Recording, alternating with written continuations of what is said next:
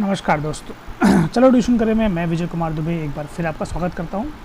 Friends, हम लोग कर रहे हैं क्लास 10th की चैप्टर नंबर 3 को, और फ़िलहाल हमें एक्सरसाइज 3.6 के क्वेश्चन नंबर 2 के फर्स्ट पार्ट पे। तो क्वेश्चन नंबर 2 का जो फर्स्ट पार्ट है, ये क्वेश्चन है कि Ritu can row downstream 20 kilometre in 2 hours and upstream 4 kilometre in 2 hours. Find her speed of rowing in still water and the speed of current. तो friends, ये जो upstream और डाउनस्ट्रीम का जो क्वेश्चन है, इस क्वेश्चन में देखा गया है कि बच्चों को अक्सर कुछ ना कुछ कन्फ्यूजन रहता है। तो सबसे पहले इस तरह के क्वेश्चन को समझने के लिए आपको अपस्ट्रीम और डाउनस्ट्रीम का ज़रा कंसेप्ट अगर आप समझ लें तो आपके लिए बहुत आसानी होगी। ठीक है, तो पहले हम एक ब्लैंक पेज पे चलते हैं और इस कंसेप्ट को समझने की कोशिश करते हैं। देखिए, सबसे पहले आपको ये समझना होगा कि जो नदी होती है वो एक दिशा से दूसरी दिशा की तरफ बहती है। जैसे कि अगर ये नदी है तो जो नदी की धारा है, मान के चलिए इस तरफ की है, नदी इस तरफ बह रही है। तो जब नदी इस तरफ बहती है तो अगर आप नदी के धारा के साथ जाएंगे तो ये डाउनस्ट्रीम कहलाएगा।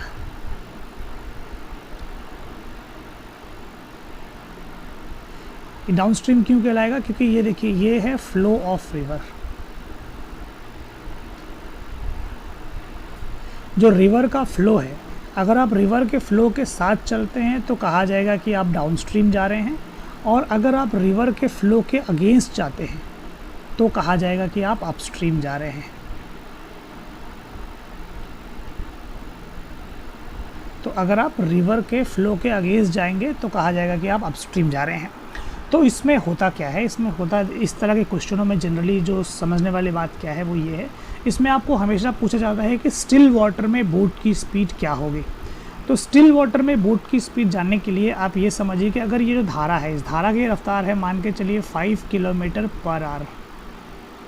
तो आप एक सिचुएशन इमेजिन कीजिए कि जब आप साइकिल चला रहे होते हैं, ठीक है, और साइकिल चलाने के दौरान जब आप जिस दिशा में साइकिल चला रहे हैं, अगर हवा आपके पीछे से आए तो आप जितना एफ़र्ट लगाते हैं उससे ज़्यादा तेज़ रफ्तार में आप जा पाते हैं। वही अगर आप साइकिल चला रहे हों और हवा जो है वो अगर सामने से आए, मान के चलिए आप साइकिल चला रहे हैं और हवा जो है वो अगर सामने से आती है, तब क्या होता है, आप जितना एफ़र्ट लगाते हैं उससे कम रफ्तार आपको मिलता है। तो नदी में अगर कोई बोट या स्टीमर चल रहा है तो उसमें भी यही फंडा है कि जब वो बोट धारा के दिशा में बहती है, अगर मान के चलिए कि ये बोट इस दिशा में जा रही है और नदी की धारा भी इस तरफ की है, तो हम कहेंगे ये डाउनस्ट्रीम जा रही है।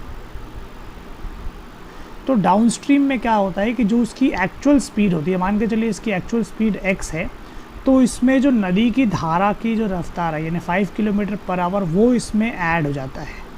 ठीक है, तो एक्चुअल स्पीड में स्पीड ऑफ स्ट्रीम को हम ऐड कर लेते हैं। कौन से वाले केस में? जब बोट डाउनस्ट्रीम जा रहा हो।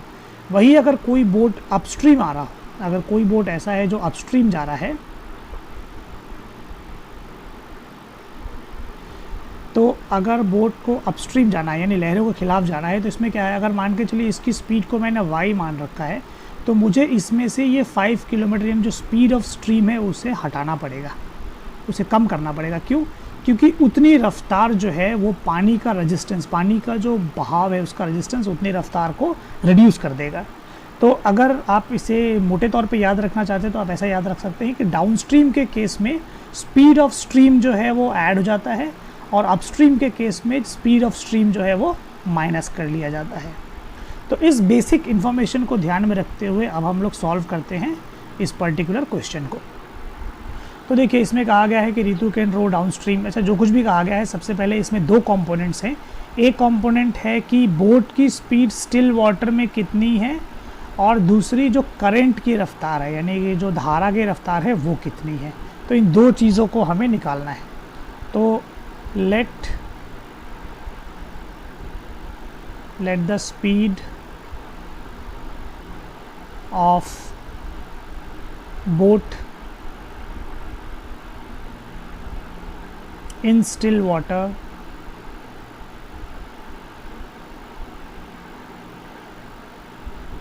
bx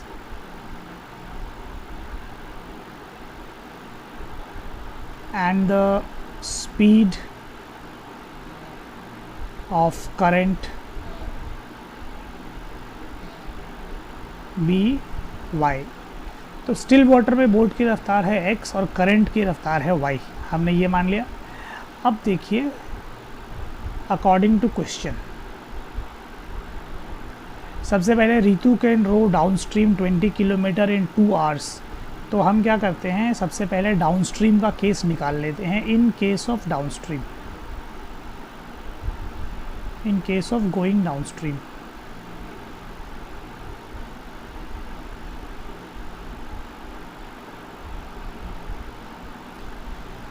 तो जब डाउन स्ट्रीम जा रही है तो उसने डिस्टेंस कवर्ड, उसका कितना है, डिस्टेंस है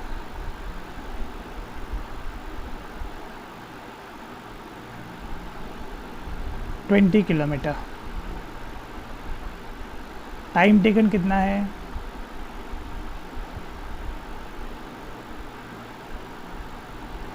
टाइम टेकन है 2 hours.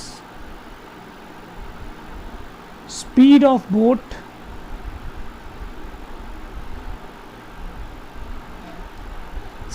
Speed of boat down stream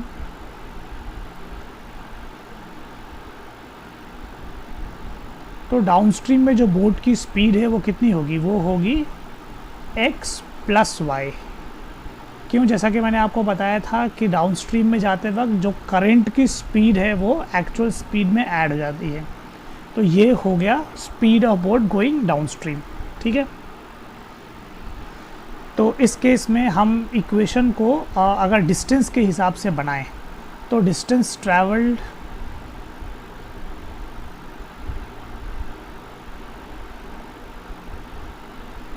travelled होता है स्पीड इनटू टाइम। तो हमारे केस में डिस्टेंस ट्रैवल्ड तो है 20, स्पीड जो है वो x प्लस वाई है,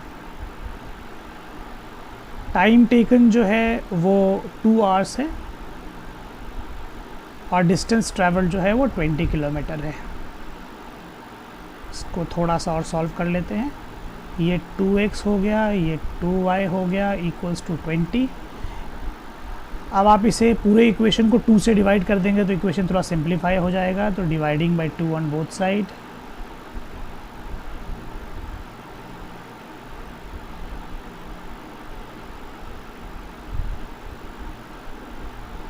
वी गेट, अच्छा 2 से जब ये डिवाइड होगा तो ये हो जाएगा x, ये हो जाएगा y और ये हो जाएगा 10, क्योंकि 2 इससे भी डिवाइड हुआ, इससे भी डिवाइड हुआ, इससे भी डिवाइड हुआ। तो आपका जो फाइनल इक्वेशन बन के आया डाउन स्ट्रीम में वो है x plus y equals to 10। इसे आप इक्वेशन 1 बना लीजिए। अब आते हैं सेकेंड वाले इक्वेशन में, यानी in case of going upstream.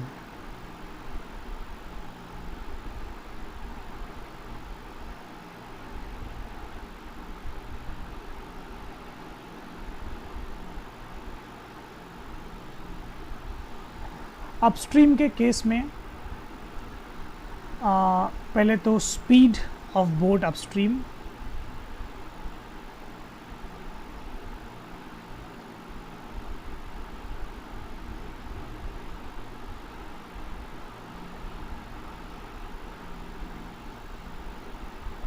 तो अपस्ट्रीम जाते वक्त बोट की स्पीड कितनी होगी। आपको पता है कि अपस्ट्रीम के केस में स्पीड जो है उसमें करंट की स्पीड को हमें एक्चुअल स्पीड में से माइनस करना पड़ता है। तो ये उसकी स्टिल वाटर की स्पीड हमने अज्यूम की थी x, और स्ट्रीम की स्पीड जो है वो हम माइनस कर देंगे। ठीक है, इस वाले केस में सेकंड केस में क्या कहा गया है कि अपस्ट्रीम में डिस्टेंस है 4 किलोमीटर, टाइम है 2 आवर्स।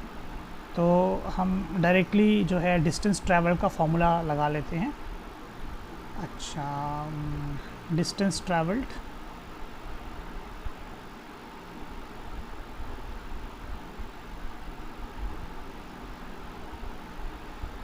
ट्रैवल्ड जो है वो है 4 किलोमीटर,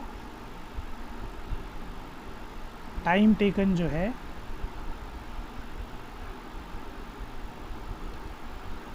वो है 2 आवर्स। तो फिर अगेन इसका हम वापस से डिस्टेंस ट्रैवल्ड का इक्वेशन बनाएंगे। तो distance is equal to speed into time. तो स्पीड जो है x माइनस वाई है और जो टाइम टेकन है वो 2 आवर्स है, और यहाँ पे जो डिस्टेंस ट्रैवल्ड है वो 4 किलोमीटर है। तो फिर इस 2 को वहाँ डिवाइड में लेके जाएंगे हम दूसरे साइड पे। तो x minus y is equal to 4 divided by 2 यानी कि 2 हो गया। तो x minus y equals to 2, ये है हमारा इक्वेशन नंबर 2। अब क्या करेंगे, इन दोनों इक्वेशन को हम सॉल्व करेंगे। ये 2 है, ज़रा अच्छे से लिख देते हैं। हाँ, अब देखिए जो इसमें y वाला कंपोनेंट है जो है वो आपका प्लस में है, और ये y वाला कंपोनेंट जो है ये माइनस में है। तो अब आपको पता है कि प्लस माइनस अगर आप इन दोनों इक्वेशन को ऐड कर देंगे तो y एलिमिनेट हो जाएगा। तो हम y को एलिमिनेट कर देते हैं। एडिंग 1 and 2 वी गेट, तो इक्वेशन 1 में आप लिखिए x प्लस वाई और इक्वेशन 2 में लिखिए x माइनस वाई। तो LHS से LHS प्लस हो गया। अब RHS से RHS को प्लस करेंगे, 10 प्लस 2। अब देखिए ये माइनस वाई और प्लस वाई कैंसिल हो गया, x प्लस एक्स 2x हुआ, इक्वल्स टू 10 प्लस 2 12। तो x इक्वल्स टू 12 बाई 2 यानी 2 6 जा। तो x की वैल्यू 6 आ गई। जब x की वैल्यू 6 आ गई इसका मतलब जो स्टिल वाटर में जो बोट की रफ्तार है वो 6 किलोमीटर पर आवर की है। अब हमें इस x की वैल्यू को आप किसी भी इक्वेशन में डालेंगे तो आपको y की वैल्यू मिल जाएगी। तो हम इसे इक्वेशन नंबर 2 में डाल देते हैं।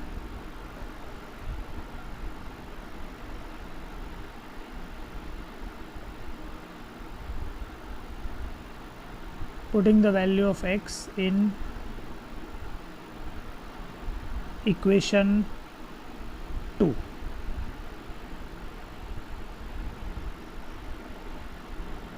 तो ये होगा हमारे लिए x minus y equals to 2, x minus y equals to 2। अब इस तरफ एक लाइन खींचना पड़ेगा हमें।